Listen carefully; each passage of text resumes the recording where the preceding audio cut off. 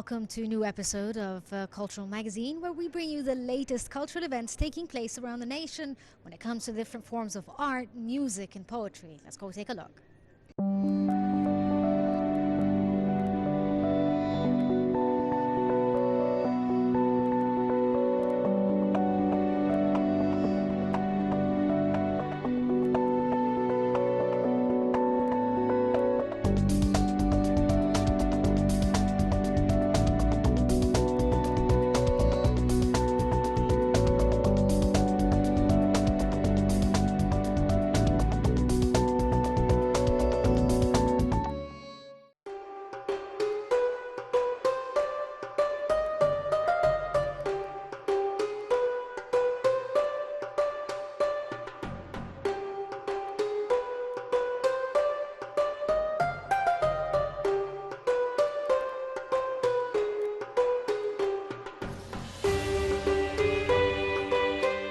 The tomb of Tutankhamun is considered one of the most important and famous discoveries of the kings who ruled ancient Egypt and gained great international fame, not only for his military achievements.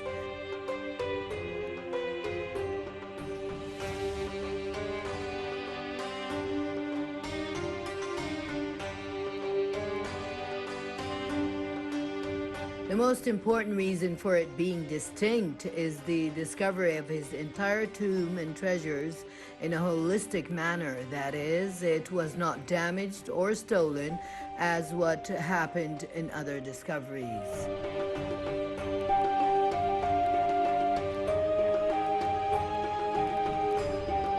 The young king Tutankhamun ascended the throne of Egypt in 1334 BC. That is, when he was 9 years old, and ruled until his death at the age of 18 or 19.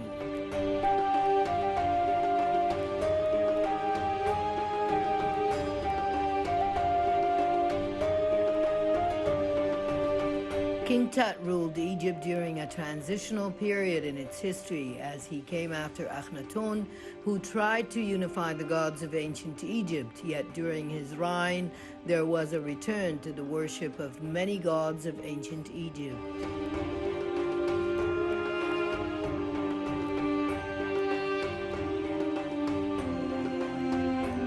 Akhenaten's name was not mentioned in the main lists of the kings of Egypt compared to others who preceded him, and almost nothing was known about him until Howard Carter discovered his tomb in 1922.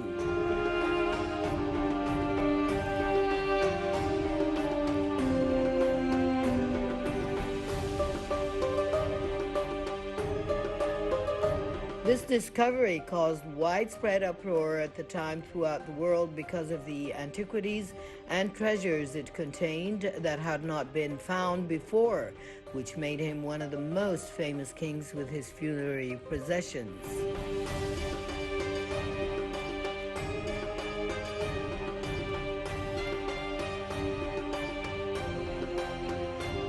On the other hand, Tutankhamun's tomb was distinguished by many collectibles and golden funerary furniture, which made archaeologists call him the Golden King.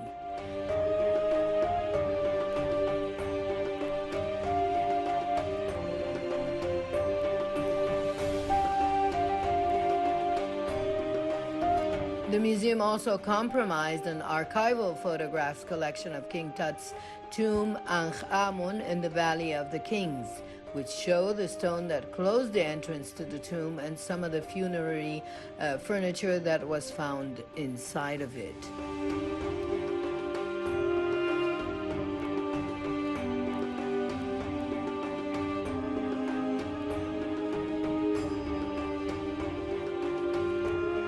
King Tutankhamun's tomb is unique because of its complete condition at the time of its finding. The cemetery contained a large variety of treasures and antiquities, including the fine furniture, the crockery, the statues, and jewelry, as well as wooden coffins that contain the remains of the king.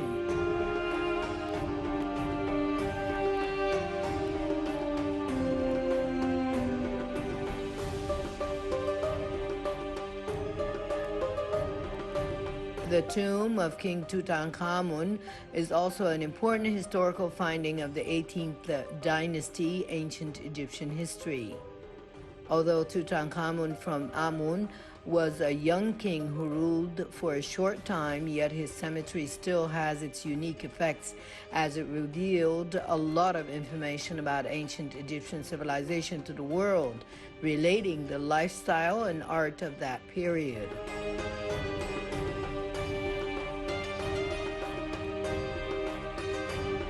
Overall, the tomb of King Tutankhamun is considered a landmark witness to ancient Egyptian civilization and its history.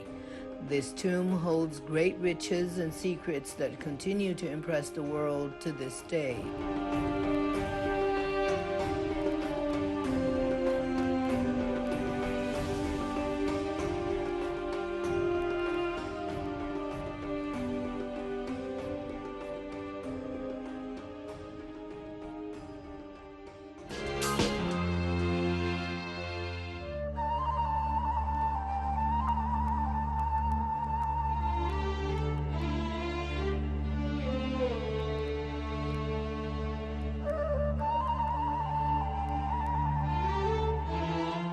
On the 7th anniversary of its reopening, the Qom Oshim Museum is organizing a number of events. Director General of the museum, Dr. Mamdouh al-Shawki, explained that the activities include holding free guidance tours for Egyptian visitors to the museum, in addition to an artistic workshop for coloring gypsum with decorations of Islamic arts.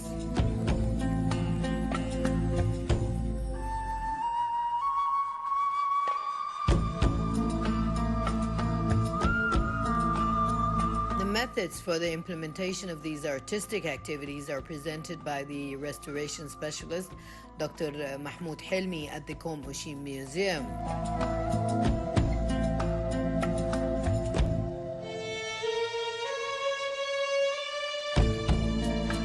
The Qom Oshim Museum is located at the entrance to the famous archaeological village of Karnis, which is full of many Greek and Roman antiquities.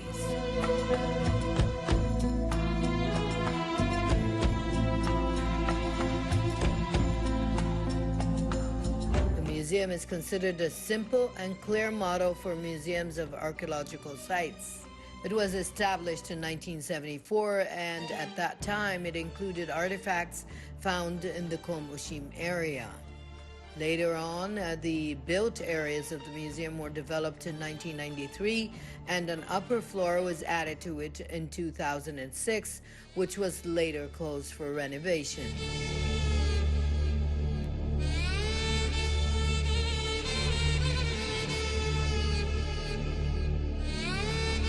The museum includes 312 pieces of antiquities that are displayed according to the historical sequence starting from the ancient era until the Islamic times.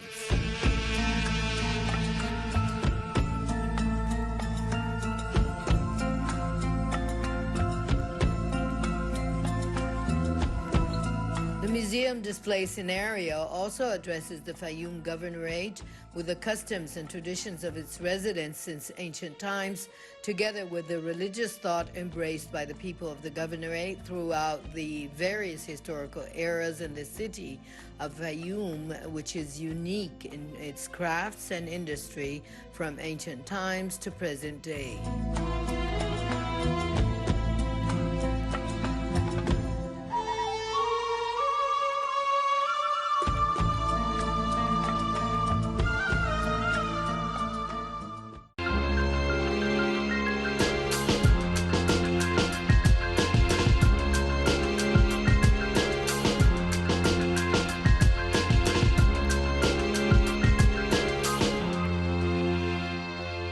We're here at the Cairo Opera House, the powerhouse of all that is to do with arts. We have a lot in store for you in this episode, and it's all about the Cairo Opera House, so stay tuned.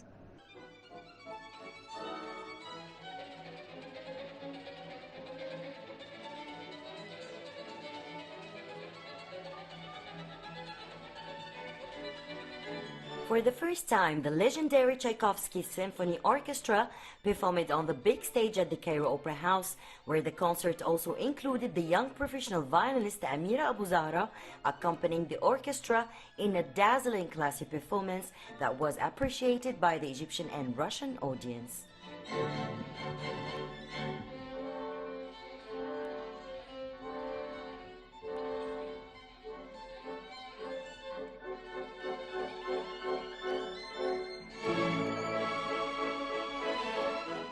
Actually, the Tchaikovsky orchestra is one of the best orchestra in Russia, and especially they are from St. Petersburg, and the conductor is one of the famous conductor all over the world and all of the time, and it is my pleasure to perform me the musical moment. With also the legend, the very talented girl, Amira, the violinist. She's so young, she's 15 maybe or something like that, and she's one of the best violinists, not only in Egypt but all over the world in her age.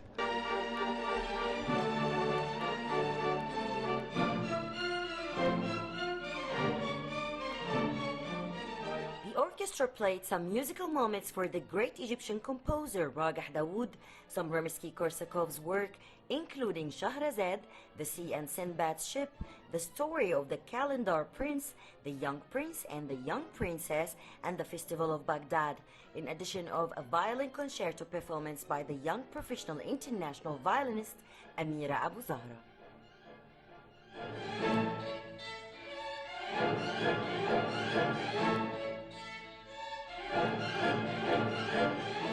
It is very important to have this exchange, musicians and art between us and other countries, especially country like Russia, because it's very important country for the art and especially for music. I think this is one of the best things. All the mas'ulin, people can do it for our culture to show the others our capacity and to نستفيد يعني to benefit from them through this kind of concerts in Egypt or outside Egypt.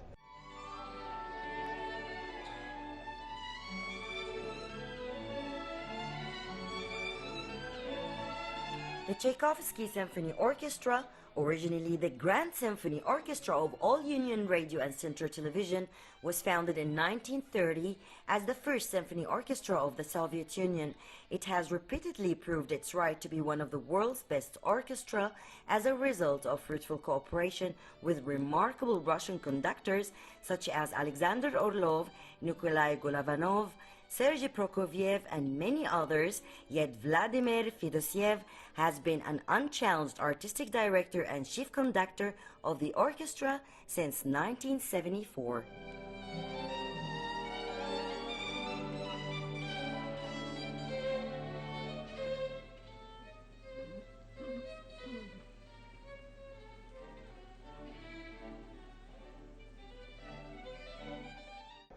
I think the Opera House is the most important place, beside other places like now, like the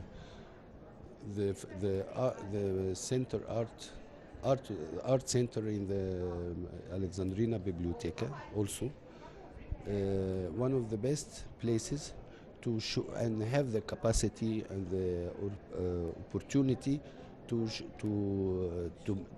show the Egyptian public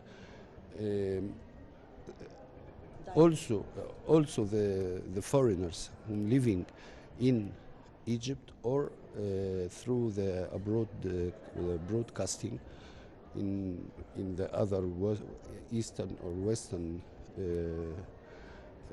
Europe, to show them that we are in the same level.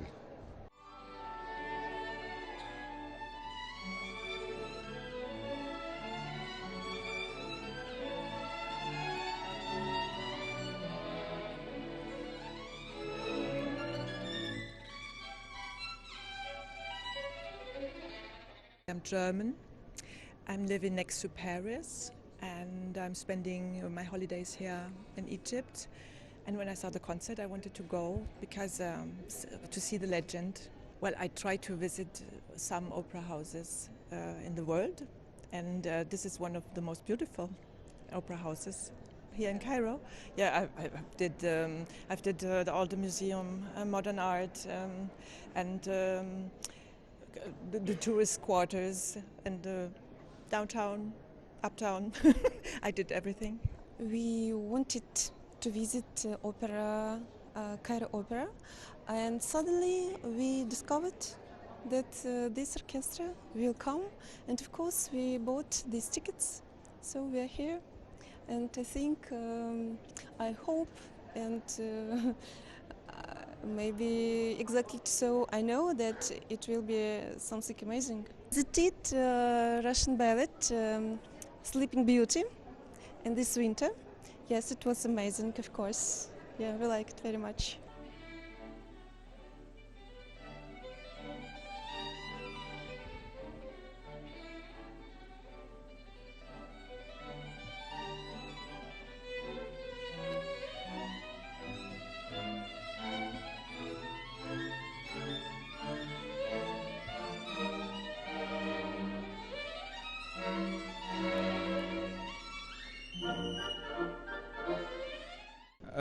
For me, I've always loved music and all from all composers, and just attending a different experience for a different orchestra, or just seeing the diversity, that interpretation that I get from it, is just something I enjoy very much. I've been playing piano since I was 6 years old, and since I was 15, I started participating in the Trinity College exam in London. I achieved the ATCL diploma. I played a concert in Sayat al-Sawi once when I was in my 20s, but since then I've been teaching now. The emotions that you can actually get from playing the piano, and whatever you're feeling, like when you're feeling happy or when you're feeling sad, and you're just playing, and how you feel that the music that you're playing is actually relayed onto the people that are listening, and that they can tell the difference between who is playing. That is something that just I pour my heart out into it. Yes, I believe that piano is the bass, and even whenever they start in opera and they want to adjust or tune make sure their instruments is finely tuned, they tune it on the on the piano. So I believe it is the bass, and it's also the base of which music was initiated at first. So yeah, I believe so too. Yes, of course, I've known about Chopin Piano Competition. It's the biggest piano competition in the world, and I've aspired to participate in such a competition. However, due to recent events, I haven't had the time to be able to practice for such a big competition. But I mean, it's going on such a competition is a dream. Diversity itself is enriching. I mean, when you listen to a composer such as Chopin, he's Polish, and his music gives you a different feeling to it. Like, it's more of a romantic style. And then you listen to a composer like Rachmaninoff, and his music is so deep and so sad. It's very melancholic, and just listening to each of them, depending on the mood that you're feeling, is just something extravagant. Especially when you're listening from different pianists or different orchestras, and you can actually notice the difference in the interpretation, and you get a different feeling. So you can actually tell, yes, I prefer this orchestra over the other one, even if they're playing the same piece, yet your ears can tell the difference. And that's the beauty of music.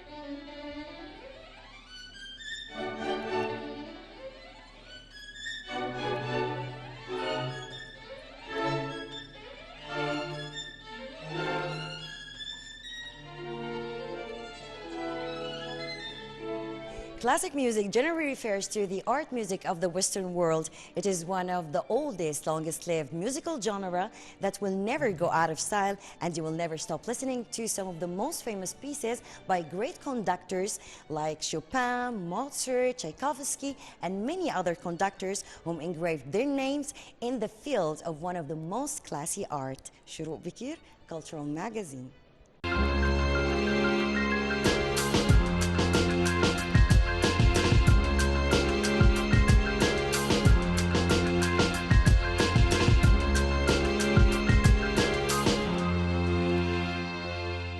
Egypt's heritage is full and rich of many different aspects, and today we're going to be focusing on the architectural heritage of Egypt and how throughout the decades and centuries things have changed here in Egypt. Let's go find out.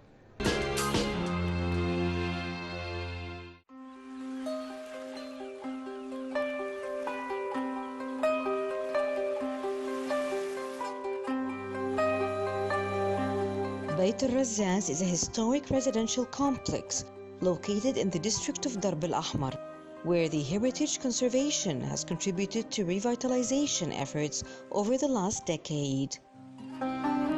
Beit al-Razzaz Palace is a mansion in the heart of medieval Cairo, Egypt, constructed from the late 15th century through the late 18th century. The 190-room urban palace in the Darb al-Ahmar neighborhood of medieval Cairo was abandoned in the 1960s, but a restoration project rehabilitated the eastern building between 1977 and 2007.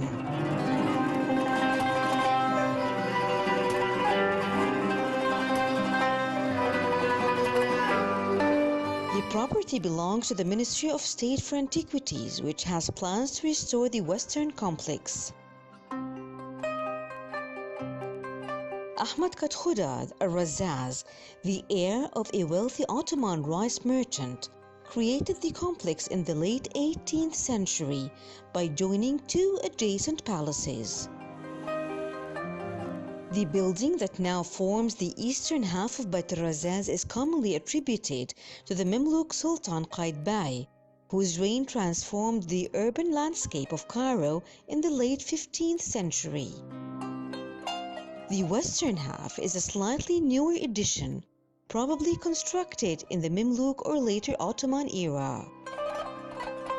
The two buildings were remodeled to form an extensive four-story complex containing more than 190 rooms. The complex is oriented around two courtyards with a small street frontage that belies the extent of what lies behind it. Beit al-Razzaz is a highly intact survivor of this type of urban palace, and is intimately associated with the history and evolution of residential life in one of the world's greatest cities. It preserves many spectacular interior spaces, including the largest surviving mandara or reception hall in Cairo. In the 19th century, Beit al-Razzaz was transformed into a high-occupancy residential complex, but it has been vacant since the 1960s. There are significant Mamluk remnants to both buildings. The first eastern house incorporates a palace built by Sultan Qaitbay in the 15th century, with a doorway dated to around 1480 and bearing the courtrushes of Qaitbay remaining in the eastern courtyard.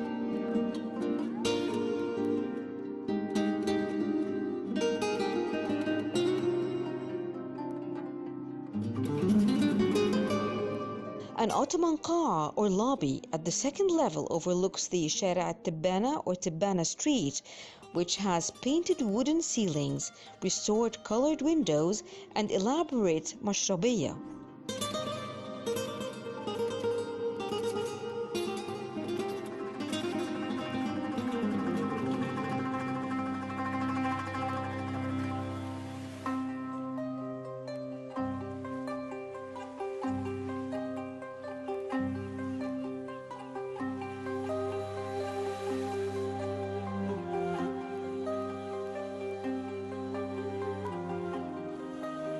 The second Western house has the only surviving maq'ad in its courtyard, and a large, likely Mamluk-era qa or lobby sits at ground level of the courtyard.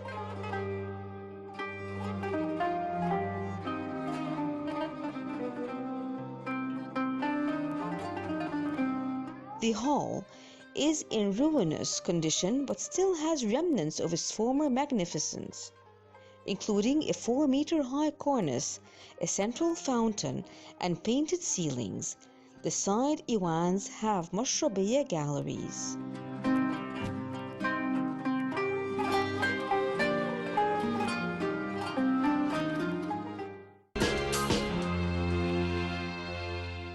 This brings us to the end of this episode of Cultural Magazine. Hope you enjoyed this episode and stay tuned for more here on Nile TV.